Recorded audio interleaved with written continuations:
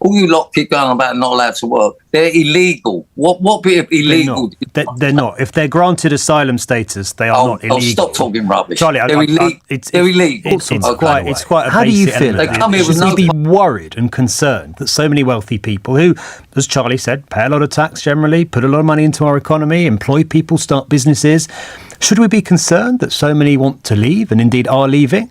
Or is your take and your conclusion one that's coming in? Charlie Mullins says wealthy people are fleeing Britain because of labour. But when the interviewer asks one simple question, why exactly are they leaving? The answer becomes far less specific. If you enjoy our breakdown, make sure to subscribe. Our goal is to reach 5,000 subscribers by the end of the month, and every subscription takes us one step closer. Mullins points to Labour's direction on taxes, business, and employment rules, arguing that the government is driving wealth out of the country. That is a serious economic argument. But the key issue is whether the evidence actually supports the scale of the claim. And that is where this interview gets interesting. The oft-repeated figure of 11,000 millionaires leaving Britain has faced serious scrutiny, raising questions about how those numbers were calculated and whether they represent verified tax residency departures. So before accepting either side's narrative, the real question is simple: what does the evidence actually show? Talk to somebody who has left. Charlie Mullins, OBE, is the founder and former chief executive of Pimlico Plumbers, who is one of the people who has left the UK in recent years. Charlie, good to have you with us tonight. Why did you go, sir? Well, I'm in Dubai at the moment, so Dubai and Spain is where I spend my time now. Anywhere but the UK. Why? Why did you leave? Why? Just basically because of Labour. I haven't come here to avoid any taxes. I paid all my taxes up to date. I've just come here because I'm fed up with Labour, the way they're running the country, the way they're wasting their money. But when did you leave, Charlie? 9 months ago, when Labour came in. So you didn't give them the chance to see what, you didn't wait and see what they were going to do. You left before they'd even done anything. Well, look, with respect, you haven't got much of a brain in your head to work out what Labour were going to be like. They're socialists. They're not interested in people that want to do well. They're only interested in helping people that don't contribute into the pot. So you're right. I didn't give them the opportunity. Why would I bother and waste 9 months of my life? What have they done in those 9 months that you think is so bad? I don't know if you're messing about or not, but they're obviously... Serious question. Oh, you're serious? A serious absolutely. Question. Okay, well, they've put up the national insurance, they've changed employment laws, they've started talking about bringing in a higher inheritance tax. They are destroying businesses, and they're actually driving businesses, people out of the country. And you say, I think there's something like 11,300 millionaires that have left, and they say only 2 billionaires. Well, I know 2 billionaires myself, so I don't think the figures are right. It might be the same too. Well, highly unlikely, isn't it? You know what I mean? Look, but there's loads of other people that are left that are not properly declaring it at the moment, but they will eventually. All of a sudden, business people, we don't need London no more. We can work from Dubai, we can work from Spain, we can work from Italy, we can work from wherever we want to work. We don't have to put up with the nonsense of the Labour Party no longer. But not only have they driven out 11,300 millionaires, all they've inherited is 50,000 illegal immigrants. So, you know, is that a good trade-off? They've invited 50 or allowed 50,000 people in, that's in 9 months, which are not contributing to the pot, and they're driving out people that I think they're not contributing to the pot because they're not allowed to work, Charlie. Many of them that are granted asylum go on to work and pay tax. Hold on a minute. All you lot keep going about not allowed to work. They're illegal. What bit of illegal? They're not. If they're granted asylum status, they are not illegal. Stop talking rubbish. Charlie, they're illegal. They're illegal. It's quite a basic element. They come here with no passport. They come here. They claim asylum. If they are granted asylum as hold on. Let me just explain to the figure. If they are granted asylum, as 2/3 of them are, they are allowed to work. They contribute. They're not leaving. They're paying taxes here and working here. Look, they come here without a passport. They dump their passport. Let's not. Why beat about the bush and talk rubbish all the time? I'm just giving you facts. Well, I'll give you the facts then. They're illegal. Well, they're not, are they? Because under international law, this country without a passport, they're not illegal. No, that's just not true. Enter North Korea and they give you the death penalty. Under the Geneva Convention on Refugees, that's not true. No, Charlie, hold on a minute. I'm afraid you're saying things that are untrue. If you come here as a refugee under international law to claim asylum, that is not illegal. Let's talk about something that I know about and maybe you don't know about. But you're the one that brought up asylum seekers when, with respect, it seems you don't know much about it. You're creating an argument that you can't win. I'm not the one that started talking about asylum seekers and claiming people are illegal when they aren't. But I'm happy to move on because it's gone down a very strange route. Let's move on because you're talking about something we don't need to talk about. And if they're not illegal, why don't they come here with their passport? Because they're fleeing famine and conflict and persecution. And quite a lot of them do have passports, actually. Really? Yeah, absolutely. Honestly, you are absolutely clueless. But anyhow, forget about that. Let's move on to the real subject. What's the real subject, Charlie? It's not just a problem of losing all the millionaires and billionaires. You got to remember these people, they pay the top 29% of tax in this country. Yeah.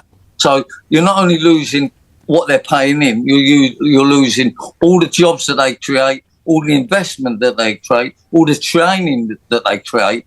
So you're not just losing millionaires, you're losing a lot more than that. And if we continue the way we are, the country will be a third world country next to no. Why do you think they are leaving? My God, I don't know if you're winding me up or what. I'm asking you questions. I'd like you to answer them. I mean, I don't know what you want me to ask you. It seems an obvious question to ask you as to 11,000 millionaires have left. Why they've left seems a reasonable thing to ask. All right, Tim, let me just tell you this. There's a reason why you got two ears and one mouth, yeah? So maybe listen to what I'm saying. They're leaving because the Labour Party do not know what they're doing. They're destroying the country. They will actually send us into a third world country, all because they're increasing taxes, they're changing employment law, and they're allowing people in that are not putting in the pot. So they were happy to stay here during the leadership of Liz Truss, but they think Keir Starmer was a step too far? Not at all. Not at all. You didn't ask me that question. Tories started the problem. Right. They should have got on top of it years ago. But unfortunately, we've let it run so long that the clever people now are moving out. Look, probably half of the UK would move out if they could afford to move out. Unfortunately, they can't. They have to suffer and pay for other people that are not producing anything. But driving out millionaires, billionaires, it's the wrong move for the economy. It's the wrong move for the UK. What should Labour, if the government wants to stop this sort of exodus of the wealthy, what should they do? What should they do to keep them? To keep them, okay, call a general election, let them get out, and let reform get in and change the circumstances completely, and start encouraging people that are contributing to the country. That's interesting you say that, because one of the critique that's sort of levelled at Nigel Farage is that he's not the party of working people, he's the party of the super rich and the wealthy. And what you're saying is basically billionaires would quite like reform to be elected. Well, put it like this, more billionaires than millionaires will come back if Nigel Farage is Prime Minister and reform are in. No one ain't coming back while you've got Starmer, Rayner and Reeves in charge. The three of them are just not capable of doing the job. So you think Reform UK will be pretty good for the interest of this country's billionaires? Well, certainly I know, the people I know that have left the country have all said they will not come back unless reform get in. So I would say yes. I don't know if that's quite the endorsement, Charlie, you think it is, with respect, because Nigel Farage says we're the party of the working people. You're saying Nigel Farage and reform are the party of the super rich. What I said to you is that more people will come back into the country if Labour call a general election, and obviously they'll lose, and we get someone better into government. Look, even though I was a Conservative supporter, I'd rather Conservatives in now than the mess that Labour are creating at the moment. I mean, I'll ask you a question, Tim. Why do you... It's Ben, Charlie. Sorry? It's Ben. My name's Ben. Yeah. Oh, really? All right. Sorry. Yeah, really. Sorry about that. It's all right. All right, Ben. So, Ben, I'll ask you a question. Why do you think people are leaving then? I have absolutely no idea.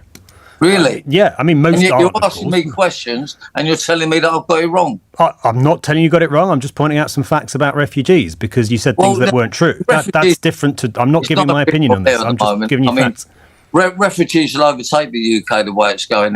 Anyhow, we've driven out, we've forced out over 11,000 millionaires, loads of billionaires and all. Just tourist nonsense. Do you not think part of it's just they don't want to pay tax here? Not at all. Not at all. They've been paying for years. It's like people say to me, "Oh, you've cleared off, Charlie, to save on tax." I wouldn't be living in Spain to save tax. that's not where you go. I still have a company in the UK, We Fix London, which I'm a non-executive chairman, purely because I'm not prepared to put in the pot anymore. But of course, they're complying with the tax regulations that we have to comply with. But we've got to start facing facts, Ben. I think it's Ben, isn't it? Ben, if things don't change, we're in a mess anyhow, and we're going to be in even a worse mess. And there's only one way to change it, and that is to call a general election and get rid of the people that are in there that are just absolutely useless. All right, Charlie, appreciate your time. Thank you, Charlie Mullins, OBE, founder and former chief executive of Pimlico Plumbers. Have you got thoughts on that, by the way? How do you feel about this? Should we be worried and concerned that so many wealthy people who, as Charlie said, pay a lot of tax generally, put a lot of money into our economy, employ people, start businesses, should we be concerned that so many want to leave and indeed are leaving? Or is your take and your conclusion one that's coming in quite heavily on the old texts and messages? This is where the numbers become crucial. The widely repeated millionaire exodus figures have been heavily disputed, and even Henley and Partners changed how it presents its wealth migration data in 2026. That doesn't mean wealthy people never leave Britain. They clearly do. The real question is whether the evidence supports the dramatic scale claimed in this interview, or whether a complicated migration trend has been turned into a much simpler political story. The asylum argument also needs precision. People seeking asylum are generally not permitted to work while their claims are being considered, although limited permission can apply.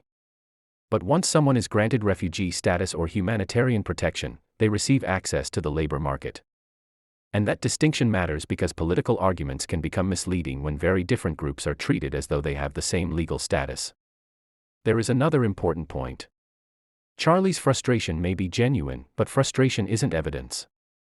Saying that people are leaving because of labor is a political argument that still needs to be demonstrated, especially when the underlying wealth migration trend predates labor's time in government.